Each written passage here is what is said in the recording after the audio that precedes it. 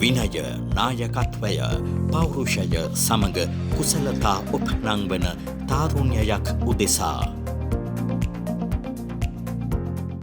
අයිබෝන් ජාතික යොවුන් සේනාංග YouTube නාලිකාවට අපි ඔබව සාදරයෙන් පිළිගන්නවා.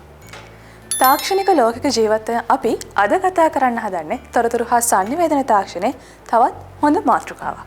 ඒ තමයි cloud computing. cloud computing ගැන කතා කරන්න කලින් අපි පුංචි දෙයක් මතක් කරගනිමු. මේ දවස්වල තාක්ෂණික ලෝකික ජීවත් වෙන අපි ස්මාර්ට් ඩිවයිසස් එක ගොඩක් ළඟින් ආශ්‍රය කරනවා. අපි Word වල, Excel වල, PowerPoint වල ඒ විතරක් නෙමෙයි අපි photos upload කරනවා. මේ හැමදේම කරන්නේ අපි ගාව තියෙන device එකකින්. හැබැයි නිකමටවත් හිතුවද මේ device එක නැති වුණොත් අපි කොහොමද අපේ files, අපේ data අපි හොයාගන්නේ කියලා. මෙන්න මෙතනදී අපිට cloud computing තමයි වඩාත්ම හොඳ වෙන්නේ අපේ data ටික backup එකක් විදිහට තියාගන්න. අපි කතා කරන්න හදන්නේ දැන් cloud computing කියන්නේ මොකක්ද කියලා. තාක්ෂණික ලෝකික ජීවත් වෙන අපි අන්තර්ජාලයත් එක්ක ගොඩක් සමීපෙන්ම ආශ්‍රය කරනවා. එතකොට මේ අන්තර්ජාලය තුළ තවත් third party කෙනෙක් හරහා අපේ data ටිකක්, අපේ file ටිකක් සුරකිතව තබා ගන්න එකක් තමයි සරලවම cloud computing කියලා කියන්නේ. සමහරක් විට එදිනදා ජීවිතයේදී ඔයාලා මේ වෙද්දි cloud computing use කරනවා වෙන්නත් පුළුවන්. iCloud එක, Google Drive එක මේ වගේ දේවල් සාමාන්‍ය ජීවිතයේදී අපි පාවිච්චි කරන cloud computing services. හැබැයි අපි මතක තියාගන්න ඕනේ cloud computing එකදී අපි හැමතිස්සෙම කරන්නේ අපේ දත්ත ටික මෙයාව ආරක්ෂා කරලා තියාගන්න කියලා තවත් third party කෙනෙක්ට දෙන එක. මේ cloud computing වල තියෙන විශේෂ ලක්ෂණ ගැන අපි දැන් කතා කරලා බලමු. Work from any location. අපිට ඕනම තැනක ඉඳන් මේ cloud computing එක access කරන්න පුළුවන්.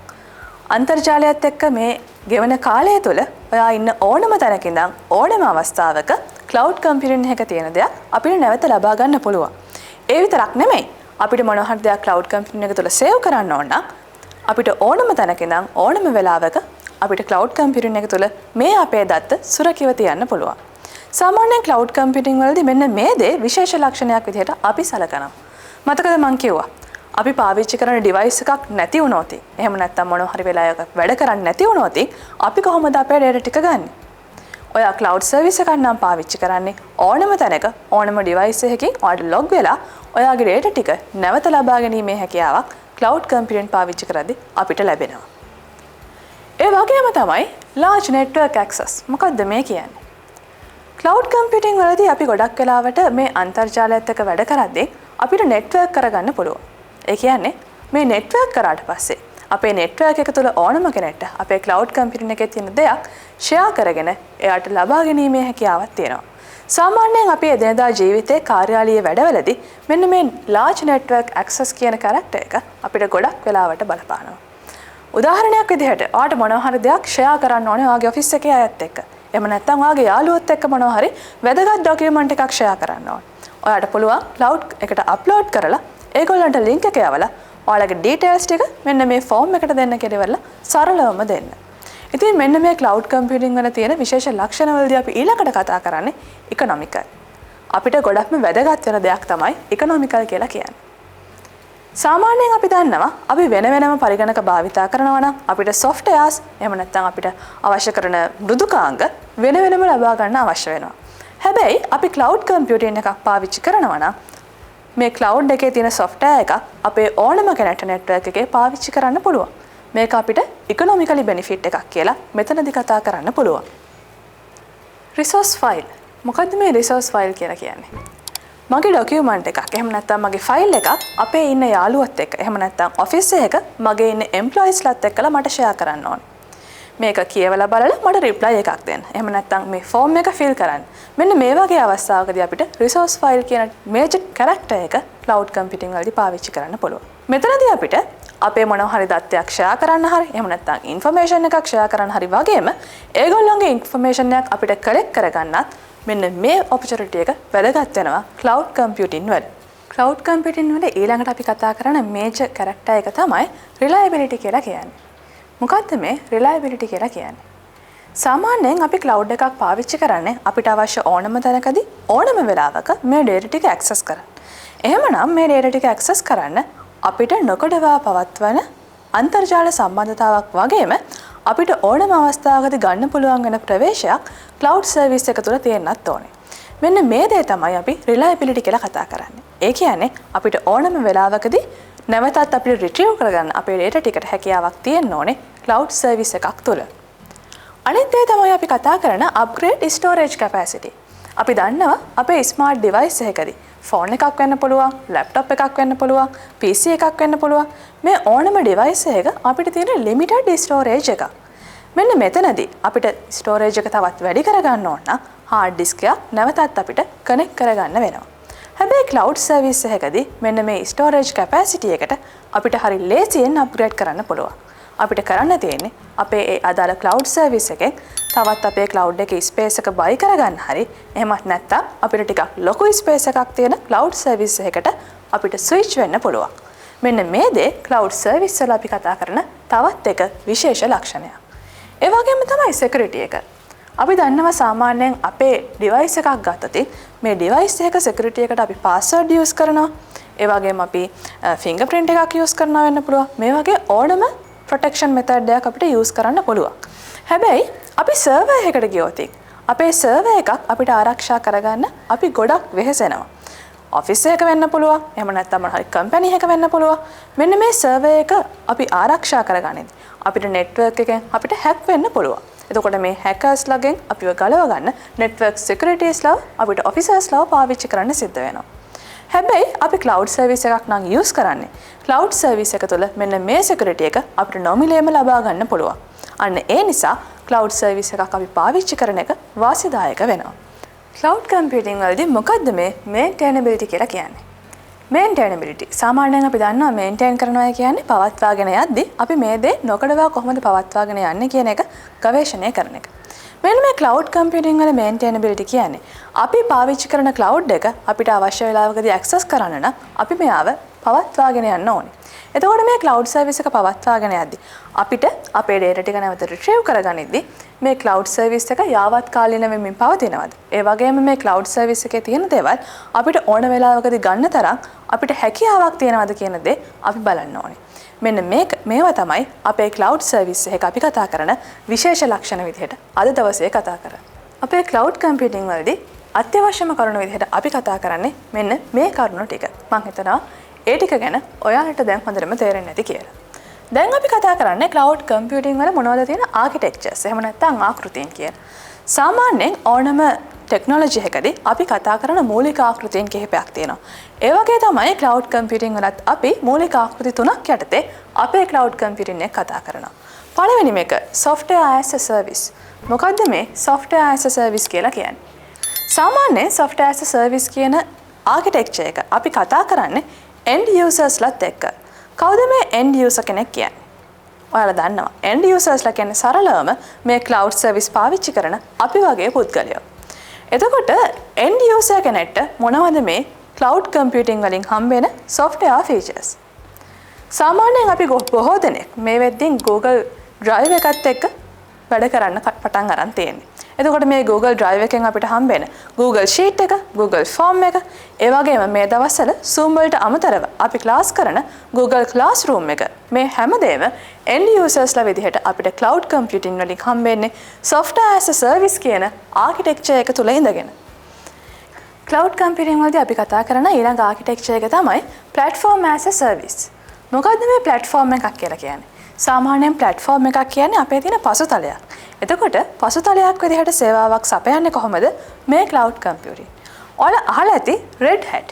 Red Hat වලින් අපිට පුළුවන් අපිට අවශ්‍ය කරන ඕනම computer language එකක් පාවිච්චි කරලා අපේ environment එක හදාගන්න. එතකොට මේ developers ලා තමයි මෙන්න මේ environment එක හදා ගැනීම. එහෙම නැත්නම් platform as a service කියන ආකෘතියේදී වැඩියෙන්ම වැඩ කරන්නේ. එතකොට developer කෙනෙක්ට තමන් අවශ්‍ය කරන language එකකින් එයාට අවශ්‍ය පසුතලය නිර්මාණය කරගන්න අවස්ථාව cloud computing හරහා ලබා දෙනවා. ඊළඟට අපි කතා කරන්නේ infrastructure as a service. මොකද්ද සාමාන්‍යයෙන් මේ කියන infrastructure එක?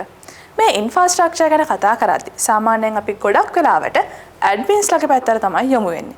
එතකොට admin කෙනෙක්ට අවශ්‍ය විදිහට මෙන්න මේ infrastructure එක හදා ගැනීම cloud computing තුළ සිද්ධ වෙනවා.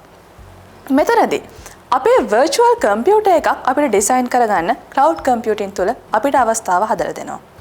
ඒ ෂෙයා වගේ එකකින් අපිට අවශ්‍ය කරන CPU එක, අපිට අවශ්‍ය ස්ටෝරේජ් ප්‍රමාණය මෙන්න මේ හැමදේමත් එක්ක අපිට අවශ්‍ය ස්ට්‍රක්චර් එක හදාගන්න අපිට ක්ලවුඩ් කම්පියුටින් වලින් අවස්ථාව ලැබෙනවා.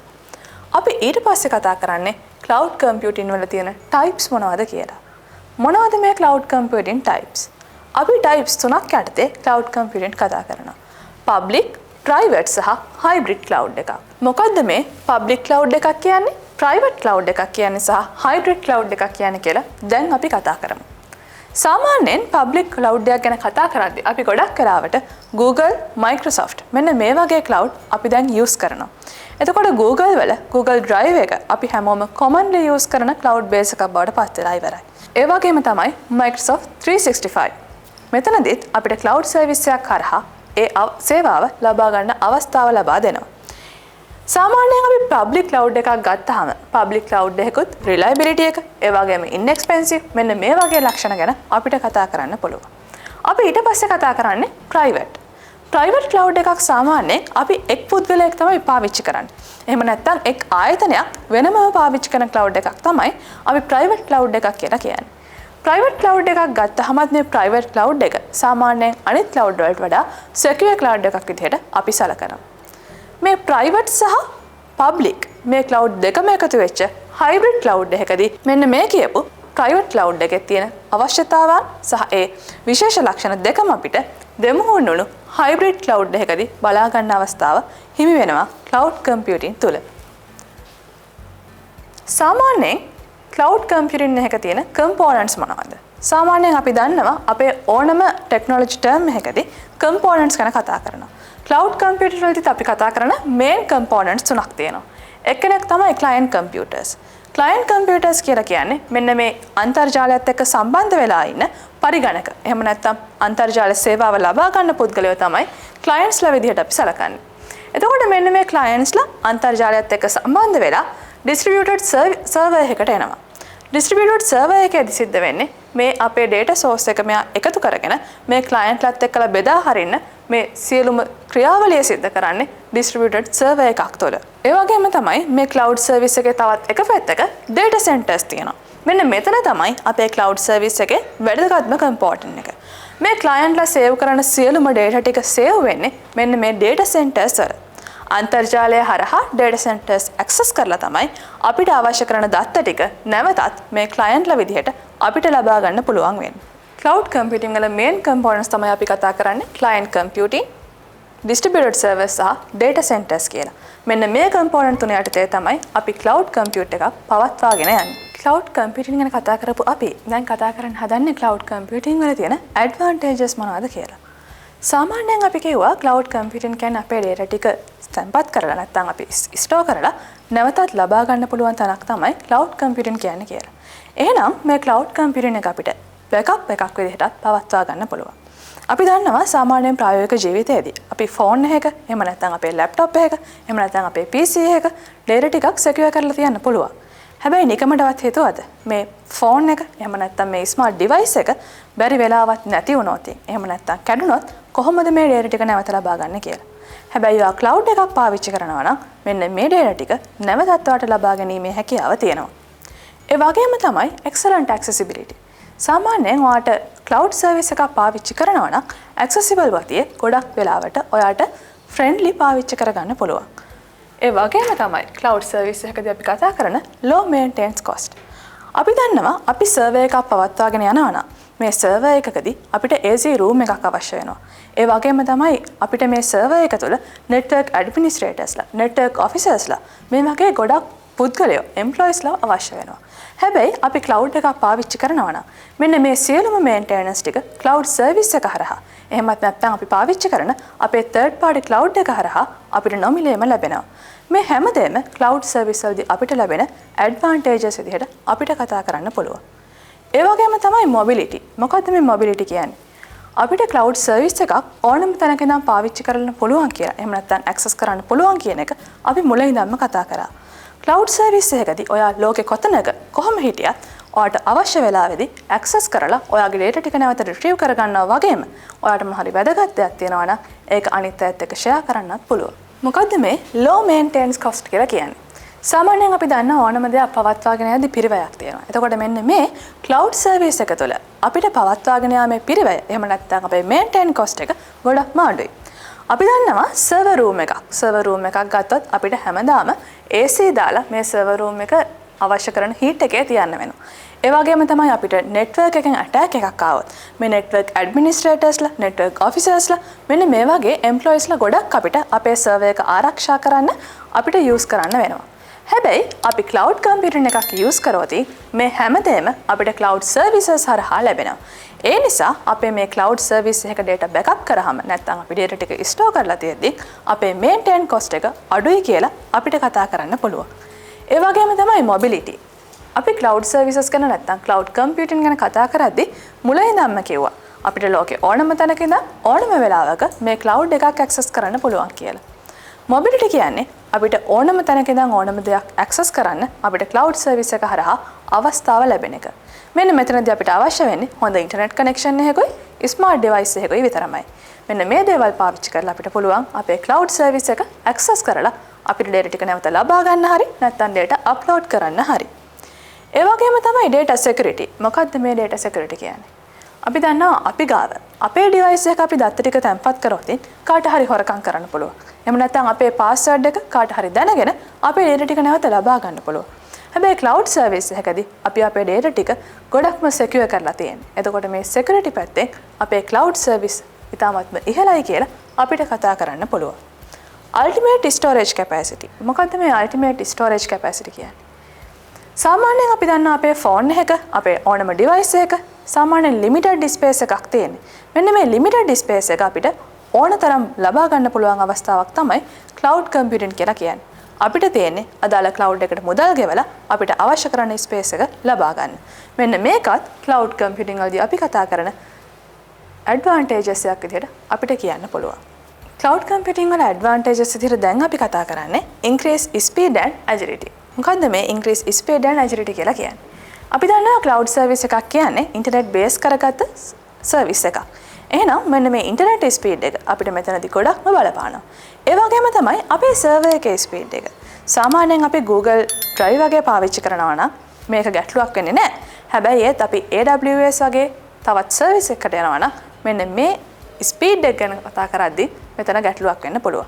ඒකට තියෙන හොඳම දේ තමයි අපි අපේ server එක හදාගනිද්දී අපේ region එක නිවැරදිව select කරගෙන අපේ server එක භාවිතා කරන එක. මෙන්න මේ හේතුන් මත අපිට එතකොට අපේ speed එක increase කරගන්න හැකියාවක් ලැබෙනවා. මෙන්න මේ වගේ දේවල් තමයි අපි කතා කරන cloud service වල advantages වෙන්නේ. දැන් අපි කතා කරන්නේ cloud service වල disadvantages මොනවද කියලා. සාමාන්‍යයෙන් ඕනම දෙයක දෙපැත්තක් තියෙනවා වගේ තමයි cloud service වලත් disadvantages තියෙනවා. අන්තර්ජාලය පදනම් කරගත් අවස්ථාවක අපි දන්නවා ඉන්ටර්නෙට් සර්විස් එකක් නැත්නම් ඉන්ටර්නෙට් වල ස්පීඩ් එකක් අපිට හොඳටම තිබෙන්නේ නැත්නම් අපේ මේ අන්තර්ජාලයේ සියලුම ක්‍රියාවන් කරගන්න යම්කිසි දුරකට අපහසු වෙන්න පුළුවන්. ඉතින් ඒ වගේම තමයි cloud service එකේදීත් අපිට හොඳ ඉන්ටර්නෙට් කනෙක්ෂන් එකක් නැත්නම් සමහර අවස්ථාවන් වලදී cloud එක access කරන්න අපිට පුංචි දෝෂ මතුවෙන්න පුළුවන්. ඒක තමයි cloud computing වල තියෙන සුවිශේෂීම disadvantage එක. ඒ වගේම තමයි poor connection. සාමාන්‍යයෙන් අපි දන්නවා අන්තර්ජාල සබඳතාව කොච්චර හොඳ වුණත් සමහර areas වලට සමහර ප්‍රදේශ වලට අන්තර්ජාල connectivity එක නැත්නම් internet connectivity එක පොඩක් අඩු වෙන්න පුළුවන්. poor connection එකක් තියෙන්න පුළුවන්. මෙන්න මේ වගේ අවස්ථාවක upload කරන්න, download කරන්න සහ මේ drive එකේ තියෙන දේවල් අපිට access කරන්න යම් තාක් දුරකට අවහිරතා මතුවෙන්න පුළුවන්. මෙන්න මේකත් අපේ cloud computing වල තියෙන තවත් එක drawback එකක්. security and privacy. අපි හැමතිස්සෙදිම මේ cloud services කතා කරන්නේ තවත් එක third party company එකක් එක්ක. ඉතින් අපි දන්නවා third party company එකකට අපේ ඔක්කොම දත්ත ටික දීලා තමයි අපි මේ cloud එක පාවිච්චි කරන්නේ. ඉතින් ඒ company එකට හැකියාවක් තියෙනවා අපේ cloud එක access කරන්න. බැරි වෙලාවත් ඒ company එකේ මොනවා හරි දෝෂයක් සිදු වෙලා අපේ දත්ත ටික එළියට යන්න උනත් පුළුවන්. ඒ කියන්නේ අපේ දත්ත ටික තවත් පිටපුද්ගලයෙක්ට access කරන්න පුළුවන් third party company එක හරහා. අන්න ඒක cloud computing වල තියෙන තවත් එක drawback එකක් විදිහට මට අද දවසේ කතා කරන්න පුළුවන්. දැන් අපි කතා කරන්නේ අපේ ඊළඟ disadvantage එක විදිහට vulnerability to attack. මෙන්න මෙතනදී මොකක්ද අපි මේ කතා කරන්නේ? සාමාන්‍යයෙන් අපි දන්නවා අන්තර්ජාලය තුළ hack වීම කියන්නේ සාමාන්‍ය දෙයක්. අපි මේ පාවිච්චි කරන cloud එක hack වුණොත් මොකක්ද වෙන්නේ කියන එක තමයි මෙන්න මෙතනදී අපි කතා කරන්නේ. සාමාන්‍යයෙන් මෙන්න මේ වගේ ඇටැක් එකක් ආවොත් අපේ ප්‍රයිවට් data ටික තවත් කෙනෙක්ගේ අතකට ගිහිල්ලා අපේ පෞද්ගලිකත්වයට හානි වීම සිද්ධ වෙන්න පුළුවන්. මෙන්න මේ වගේ දේවල් අපේ cloud computing එකේ අපි කතා කරන disadvantage එකක් විදිහට. අන්තර්ජාලය පාවිච්චි කරද්දී අපි මෙන්න මේ හැම දෙයක්ම ගැන සලකා බලලා අපේ cloud එකකට අපි දේවල් upload කරද්දී upload කරන්න අපි දැනගන්න ඕනේ. ඒ වගේම තමයි vendor lock-in. අපේ තියෙන ඊළඟ disadvantage එක. මොකද්ද මේ vendor lock-in කියන්නේ? අපි දන්නවා cloud services අද වෙද්දී ලෝකේ ගොඩක් තියෙනවා. free ලබා දෙන services තියෙනවා. ඒ වගේම අපි මුදල් ගෙවලා ලබා ගන්න services තියෙනවා. එතකොට මෙන්න මේ cloud service එක මොකක් වුණත් අපි දැනගන්න ඕනේ අපි පාවිච්චි කරන cloud service එක මොකක්ද කියලා. අපි මුලින්ම නිවැරදිව තීරණය කරොත් අපි පාවිච්චි කරන cloud service එක අපිට මෙන්න මේ දුර්වලතාවයට මුහුණ දෙන්න වෙන්නේ. ඒ කියන්නේ සාමාන්‍යයෙන් අපි එක සර්වර් එකක ඉඳන් එක cloud server එකක ඉඳන් තවත් cloud එකකට change වෙද්දී අපිට යම්කිසි අපහසුතාවයක් වෙන්න පුළුවන්. යම්කිසි පුංචි issues ඇති වෙන්න පුළුවන්. මෙන්න මේවා තමයි අපි මෙතනදී කතා කරන්නේ. හැබැයි අපි මුලින්ම cloud service එක පාවිච්චි කරන කලින් අපි පාවිච්චි කරන cloud එක මොකද්ද? අපි කොච්චර ප්‍රමාණයක් මේකට upload කරනවද? අපි කොහොමද මේ cloud එක පාවිච්චි කරන්නේ? මේ හැමදේම ගැන දැනගෙන අපි cloud services පාවිච්චි කරොත් මෙන්න මේ කියන සියලුම drawbacks නැත්නම් disadvantages අපිට නැති කරගෙන අපේ cloud එකක් අපිට use කරන්න පුළුවන්. මෙන්න මේ දේවල් තමයි අද අපි කතා කරේ cloud computing ගැන. අපි අද දවසේ අපේ වීඩියෝ එකෙන් කතා කරේ cloud computing වල තියෙන මූලික સિદ્ધාන්ත ටික ගැන. අපි ඊළඟ සතියේ අපේ වීඩියෝ එකෙන් අපි කතා කරනවා cloud computing කොහොමද අපි ප්‍රායෝගික ජීවිතයේදී ප්‍රායෝගිකව පාවිච්චි කරන්න කියලා. එහෙනම් රැඳී සිටින්න ජාතික යොවුන් සේනාංක YouTube නාලිකාවත් සමග තවත් මේ වගේ අලුත් දේවල් අපි සූදානම් ඔබේ නිවහනට ගෙන එන්න.